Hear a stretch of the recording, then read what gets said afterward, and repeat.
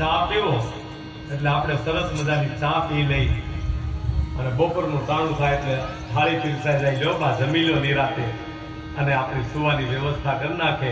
વો આ બધું કરે ને ત્યાં લગી સમજવાનું હજી સારું છે, હજી કાંઈ વાંધો નથી. પણ મંદિરેથી આવીએ, આંગણામાં ગરતા આપણા ઓરડા સુધી પહોંચીએ અને ઓરડામાં બેસીએ. બહુ તરસ લાગી હોય, પાણી આવે, પાણી નો આવે એટલે તમે શું કહેવાના? એ હો પાણી લાવો ને બાપા.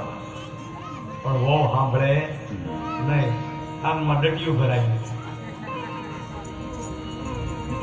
રસોડામાં હિન્દી ગીત સાંભળતા. બીજી વાર તમે જો એ હો તોય હો સાંભળે નહીં. અને ત્રીજી વાર તમે તાણીથી રાડ પાડ્યો એ હો,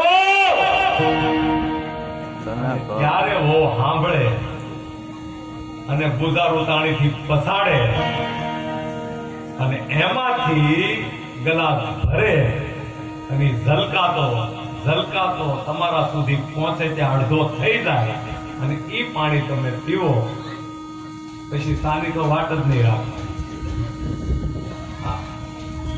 આવું થવા મળે ને ત્યાર પછી સમજી જવાય કે હવે સાનું માનું હરિભજન કરાય, બીજું કાંઈ કરાય નહીં. જય હો. થાય છે ને આવું ઘણા